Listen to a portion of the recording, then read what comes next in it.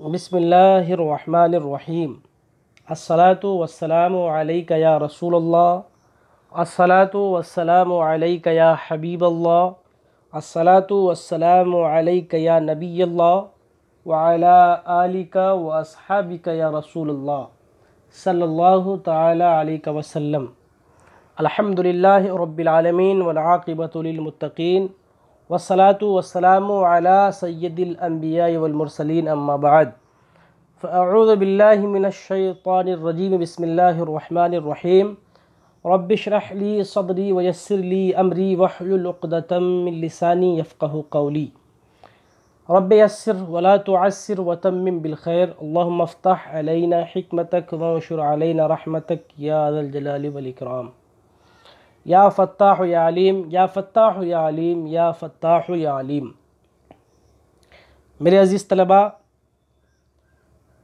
درس نظامیہ میں کئی سارے علوم پڑھائے جاتے ہیں، لیکن درس نظامی کے شروعاتی دور میں جو فنون پڑھائے جاتے ہیں اور جن علوم و فنون پر زیادہ زور دیا جاتا ہے، فوکس کیا جاتا ہے، وہ فن نحو اور فن صرف ہے۔ اس لیے کہ عربی زبان کو سیکھنے کے لیے، عربی زبان پر اپنی پکڑ بنانے کے لیے یہ دونوں ہتھیار فن نحو اور فن صرف بہت ہی ضروری ہے۔ بغیر نحو اور صرف کے جانے پہچانے عربی زبان کوہ ہمالیہ سے بھی سخت تر ہے۔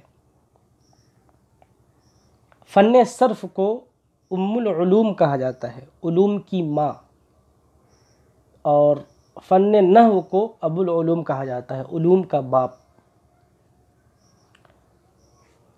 صرف کی جو کتاب ہم شروع کر رہے ہیں، میزان الصرف،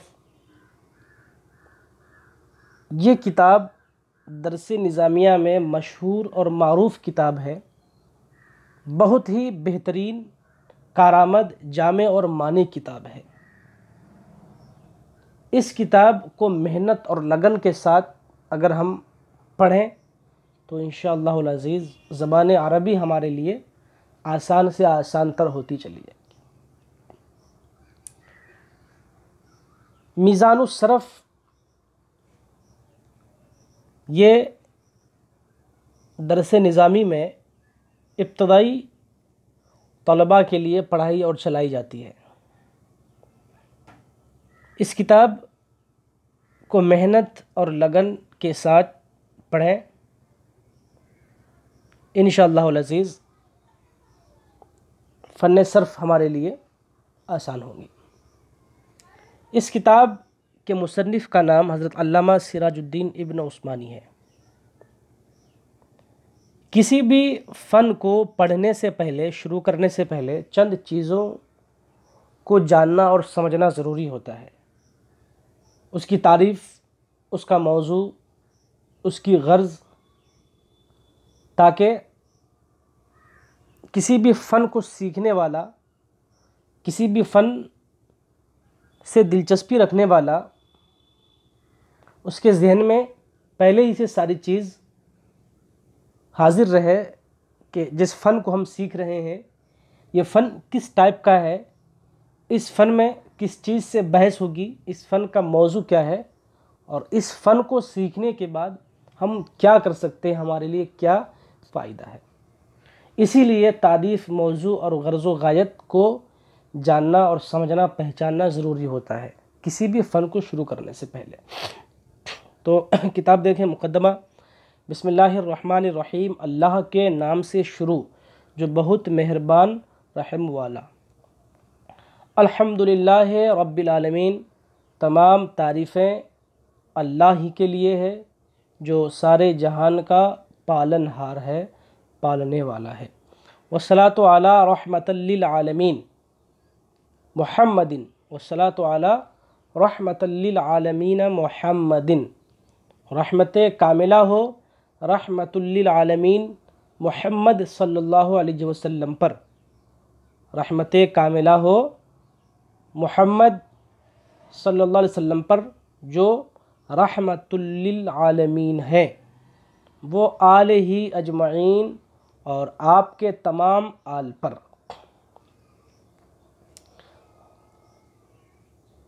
تعریف علم صرف، جیسا کہ آپ کو بتایا گیا کہ کسی بھی فنون اور علوم کو پڑھنے سے پہلے تعریف، موضوع، غرض و غایت کو جاننا ضروری ہوتا ہے۔ تو ہم علم صرف شروع کر رہے ہیں۔ علم صرف کی تعریف کیا ہے، پہلے ہم اس کو دیکھتے ہیں۔ تعریف علم صرف، علم صرف کی تعریف۔ علم صرف است کے درو بیاں کردہ باشد، بنائے کلمات و تغیر کلمات سوائے اعراب و بنا۔ علم صرف وہ ایسا علم ہے کہ درو بیاں کردہ باشد، کہ اس میں بیان کیا جاتا ہے بنائے کلمات، کلمات کو بنانے کا طریقہ، وہ تغیر کلمات اور کلمات کو بدلنے کا طریقہ، سوائے اعراب و بنا، معرب اور مبنی کے علاوہ۔ اعراب سے مراد معرب اور بنا سے مراد مبنی۔ علم صرف وہ ایسا علم ہے جس میں کلمات کو بنانے کا طریقہ اور کلمات کو بدلنے کا طریقہ بیان کیا جاتا ہے معرب اور مبنی کے علاوہ۔ کیا تعریف ہے؟ علم صرف وہ ایسا علم ہے جس میں کلمات کو بنانے کا طریقہ اور کلمات کو بدلنے کا طریقہ بیان کیا جاتا ہے معرب اور مبنی کے علاوہ۔ اس لیے کہ معرب اور مبنی یہ نحویوں کا کام ہے۔ معرب اور مبنی سے نحوی حضرات بحث کرتے ہیں کہ وہ کس طریقے سے بدلنا ہے، کس طریقے سے نہیں بدلنا ہے، کب نہیں بدلنا ہے، کب بدلنا ہے۔ معرب اور مبنی کی حیثیت سے یہ علماء نحو بحث کرتے ہیں۔ لیکن جو علماء صرف کا کام ہے وہ کیا ہے کہ کلمات کو کیسے بنایا جائے اور کلمات کو کیسے بدلا جائے، یہ اہل صرف کا کام ہے۔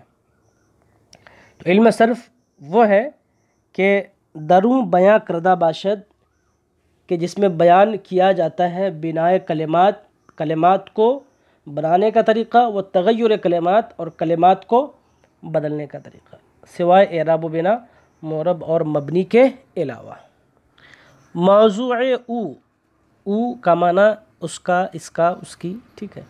موضوع او، اس کا موضوع، کس کا موضوع؟ علم صرف کا موضوع کیا ہے؟ الکلمۃ من حیث الصیغہ است۔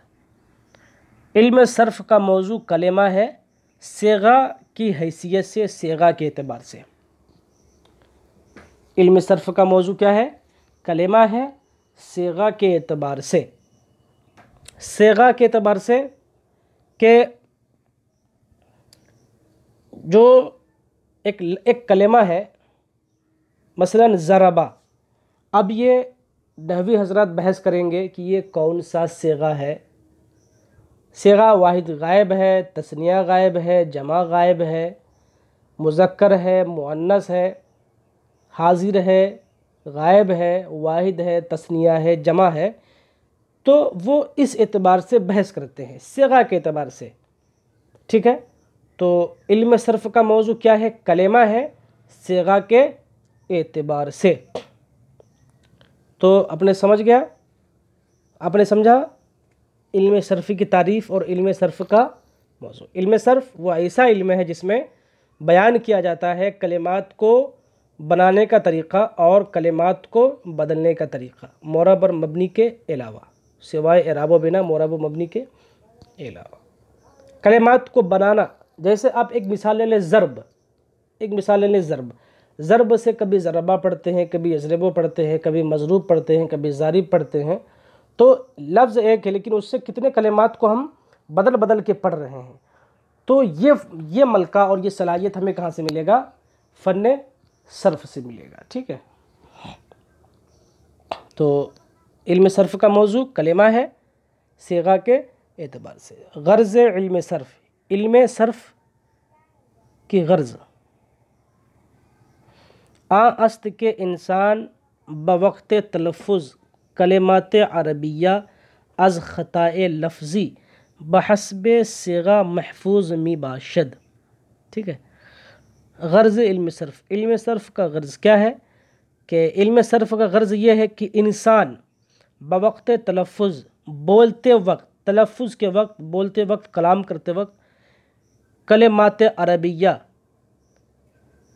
عربی کلمات کو، یعنی عربی کلمات کو بولتے وقت از خطائے لفظی، خطائے لفظی سے بحسب صیغہ، صیغہ کے اعتبار سے محفوظ می باشد، محفوظ رہتا ہے۔ یعنی جب انسان فن صرف کو سیکھ لیتا ہے، جان لیتا ہے، پڑھ لیتا ہے، تو پھر جب وہ عربی زبان میں بات کرتا ہے، بولتا ہے، کلام کرتا ہے، تو پھر وہ صیغہ کے اعتبار سے غلطی سے، خطا سے محفوظ ہو جاتا ہے، بچ جاتا ہے۔ تو یہ فائدہ ہے علم صرف کو سیکھنے کا۔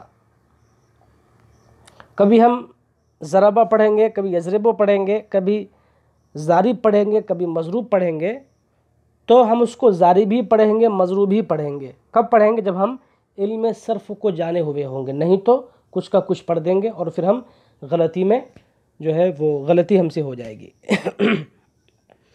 تو غرض علم صرف، علم صرف کا غرض کیا ہے کہ انسان عربی کلمات کو بولتے وقت، انسان عربی زبان کو، کلمات کو بولتے وقت صیغہ کے اعتبار سے خطائے لفظی سے محفوظ بھی باشد، محفوظ ہو جاتا ہے۔ تو یہ علم صرف کی تعریف، موضوع اور غرض و غایت آپ کے سامنے آ گئی۔ اب آگے دیکھیں، لفظ آ باشد کے انسان اورا تلفظ می توا کرد در لغت مطلقاً انداختن است۔ لفظ، لفظ کسے کہتے ہیں؟ لفظ آ باشد کے انسان اورا تلفظ می توا کرد، لفظ وہ ہے کہ انسان جس کو تلفظ کرتا ہے، انسان جس کو بولتا ہے، یعنی ہم اپنی زبان سے جو کلمات بھی ادا کریں، ہم جو بھی بولیں، اس کو لفظ کہا جاتا ہے۔ انسان اپنے منہ سے جو بھی بولے، چاہے وہ مرکب بولے، مفرد بولے، بے معنی بولے، با معنی بولے، کچھ بھی بولے، انسان کے منہ سے جو بھی آواز نکلے گی اس کو کیا کہیں گے؟ لفظ کہیں گے، ٹھیک ہے۔ لفظ آ باشد کے انسان اورا تلفظ می توا کرد، لفظ وہ ہے کہ انسان اس کو تلفظ کرتا ہے، انسان جس کا تلفظ کرتا ہے اس کو لفظ کہا جاتا ہے۔ وہ در لغت، اور لغت میں لفظ کا معنی کیا ہے تو آگے بتا رہے ہیں کہ وہ در لغت مطلقاً، اور لغت میں مطلقاً انداختن است، پھینکنے کے معنی میں، انداختن مطلب ہوتا ہے پھینکنا، پھینکنے کے معنی میں، ٹھیک ہے۔ لغت میں لفظ کا معنی ہے پھینکنا، اور لفظ کسے کہتے ہیں؟ انسان جو بھی بولے، تلفظ کرے، اس کو لفظ کہا جاتا ہے۔ سہ اقسام لفظ، لفظ کی 3 قسمیں، انسان جو بھی بولتا ہے اسے لفظ کہتے ہیں، اور انسان کا بولنا وہ 3 پرکار کے ہوتے ہیں، انسان کا بولنا وہ 3 طرح کا ہوتا ہے، 3 پرکار کا ہوتا ہے۔ لفظ محمل، ایک ہے لفظ محمل، لفظ مستعمل مفرد، ایک ہے لفظ مستعمل مفرد، ایک ہے لفظ مستعمل مرکب، ایک ہے لفظ مستعمل مرکب۔ 3 چیزیں ہو گئی، لفظ محمل، لفظ مستعمل مفرد، لفظ مستعمل مرکب۔ اب تینوں کی تعریف دیکھیں۔ لفظ محمل، لفظ محمل آ باشد کے وضع نہ کردہ باشد برائے معنی، لفظ محمل وہ ہے کہ جس کو وضع نہ کیا گیا ہو برائے معنی، کسی معنی کے لیے، یعنی وہ بے معنی ہو، اس کا کوئی معنی نہ ہو۔ لفظ محمل، محمل لفظ کسے کہیں گے؟ جس کا کوئی معنی نہ ہو، وہ بیکار ہو، بے معنی ہو۔ تو لفظ محمل کی تعریف کیا ہے؟ لفظ محمل عام باشد کے وضع نہ کردہ باشد برائے معنی، لفظ محمل وہ ہے کہ وضع نہ کیا گیا ہو کسی معنی کے لیے، چوں جیسے جسقن، جیسے کہ جسقن، یہ جو جسقن ہے اس کا کوئی معنی نہیں ہے، ٹھیک ہے۔ وہ ہما لواحق بے معنی، اور تمام بے معنی الفاظ، بے معنی لواحق بے معنی الفاظ، اور اسی طریقے سے تمام بے معنی الفاظ۔ اس کی مثال آپ دیکھیں، ماءن واءن، طعام شعام، جیسے اردو میں ہم لوگ بول دیتے ہیں پانی وانی، کھانا وانا، تو کھانا وانا، لفظ کھانا بول کر کے تو ہم کھانا مراد لیتے ہیں، اور جو کھانا کے ساتھ میں ہم بولتے ہیں وانا، کھانا وانا، تو کھانا یہ موضوع لفظ ہو گیا، اور یہ وانا کیا ہو گیا؟ معمل لفظ ہو گیا، کیونکہ وانا کا کوئی معنی نہیں ہے۔ پانی وانی، پانی وانی بول دیتے ہیں، پانی سے مراد تو وہ پانی ہے، اور وانی سے مراد کچھ نہیں ہے، وانی یہ محمل لفظ ہے، بے معنی لفظ ہے۔ ایسی عربی میں بولتے ہیں ماؤن واؤن، تو ماؤن کا معنی پانی ہے، واؤن کا کوئی معنی نہیں ہے، تو ماؤن کیا ہو گیا؟ یہ موضوع ہو گیا، اور واؤن کیا ہو گیا؟ یہ محمل لفظ ہو گیا۔ تعامن شامن بول دیتے ہیں، تعامن کا معنی کھانا، شامن ساتھ میں بول دیتے ہیں عربی میں، تعامن شامن، تو تعامن یہ موضوع لفظ ہے، کیوں؟ اس لیے کہ اس سے مراد کھانا ہے، اور شامن یہ محمل لفظ ہے، بس یہ یوں ہی زبان سے بول دیا گیا ہے، اس کا کوئی معنی نہیں ہے، یہ کسی معنی کے لیے وضع نہیں کیا گیا ہے، ٹھیک ہے؟ تو لفظ محمل وہ ہے کہ جس کو وضع نہ کیا گیا ہو کسی معنی کے لیے، جیسے جسقن، اور اسی طریقے سے تمام بے معنی الفاظ جیسے کہ ماؤن واؤن، تعامن شامن۔ لفظ مستعمل مفرد، لفظ مستعمل مفرد آ باشد کہ یہ کہ لفظ وضع کردہ باشد برائے دلالت بر ایک معنی۔ لفظ مستعمل مفرد وہ ہے کہ ایک لفظ کے لیے وضع کیا گیا ہو برائے دلالت بر ایک معنی، اور ایک معنی پر دلالت کرنے کے لیے، ٹھیک ہے؟ آ باشد کہ ایک لفظ وضع کردہ باشد، یعنی ایک ہی لفظ وضع کیا گیا ہو اور ایک معنی پر دلالت کرنے کے لیے وضع کیا گیا ہو، جیسے ضربا رجل من، تو دیکھ رہے ہیں ضربا یہ کیا ہے؟ مفرد ہے، ایک لفظ ہے، رجل بھی مفرد ہے، ایک لفظ ہے، من بھی جو ہے وہ مفرد ہے، ایک لفظ ہے، اور سب کا معنی ایک ایک ہے۔ رجل کا معنی آدمی، ضربا اس نے مارا، من سے، ٹھیک ہے؟ تو یہ سب کے سب کیا ہے؟ مفرد ہے، اور ایک معنی پر یہ سب دلالت کر رہے ہیں۔ لفظ مستعمل مرکب آ باشد کے از دو کلمہ یا از زیادہ حاصل شود، چون ضربہ زیدن، زیدن ضربہ۔ لفظ مستعمل مرکب وہ ہے کہ از دو کلمہ، دو کلمہ سے، یا از زیادہ، یا زیادہ سے، یا تو دو کلمہ یا دو کلمہ سے زیادہ سے حاصل شود، حاصل ہوتا ہے۔ لفظ مستعمل مرکب وہ دو یا دو سے زیادہ کلمہ سے حاصل ہوتا ہے، ٹھیک ہے؟ جیسے ضربہ زیدن، ضربہ زیدن، دیکھ رہے ہیں اس میں دو کلمے ہیں، زیدن ضربہ اس میں بھی دو کلمے ہیں، اور ضربہ کا بھی معنی ہے، زید کا بھی معنی ہے، زید الضربہ میں زید کا بھی معنی ہے، ضربہ کا بھی معنی ہے، تو یہ موضوع بھی ہے اور یہ کیا ہے؟ مرکب بھی ہے۔ اور پہلے والے میں کیا تھا؟ یعنی لفظ مستعمل مفرد میں وہ موضوع بھی تھا اور مفرد تھا، اور دوسرے والے میں موضوع ہے اور ساتھ میں مرکب ہے، ٹھیک ہے؟ تو یہ لفظ کی تین قسمیں ہو گئی، لفظ محمل، لفظ مستعمل مفرد، لفظ مستعمل مرکب۔ صرفیان از مفردات بحث می کنن، صرفی حضرات، صرفیان سے مراد وہ اہل صرف ہیں جو صرف کو جانتے ہیں، تو صرفیان، صرفی حضرات از مفردات بحث می کنن، مفردات سے بحث کرتے ہیں، مفردات ان مفرد سے وہ بحث کرتے ہیں۔ اور نحویاں از مرکبات، اور نحوی حضرات یہ مرکبات سے بحث کرتے ہیں۔ چو مفرد از مرکب مقدم باشد طبعاً، جبکہ مفرد یہ مرکب سے مقدم ہوتا ہے، پہلے ہوتا ہے طبعی طور پر، تو ظاہر سی بات ہے جب ایک ہوگا تو پہلے ہوگا، اور جب مرکب ہوگا تو مرکب بعد میں ہوتا ہے، پہلے مفرد ہوتا ہے۔ 1 روپے ہے اور ایک 10 روپے ہے، تو پہلے 1 روپے ہوگا، پھر ایک کو ملاتے ملاتے جائیں گے تو 10 روپے ہوگا، تو یہ طبعی طور پر مفرد پہلے ہوتا ہے اور مرکب بعد میں ہوتا ہے۔ مفرد کا وجود پہلے ہوگا، مرکب کا بعد میں ہوگا، جب تک مفرد نہیں ہوں گے تو مرکب کیسے ہوگا؟ پہلے مفرد ہوگا تبھی تو مرکب ہوگا، تو مفرد یہ مقدم ہوتا ہے طبعی طور پر مرکب سے، ہے نا؟ تو صرفی حضرات یہ مفردات سے بحث کرتے ہیں اور نحوی حضرات یہ مرکبات سے بحث کرتے ہیں، اور چونکہ مفرد مرکب سے مقدم ہوتا ہے طبعی طور پر، پس لہٰذا بئی وجہ، اسی وجہ سے علم صرف علم صرف کو از نحو سے مقدم می خوان، پہلے پڑھا جاتا ہے، اسی وجہ سے علم صرف کو علم نحو سے پہلے پڑھا جاتا ہے۔ تمت بالخیر وما توفیق الا باللہ۔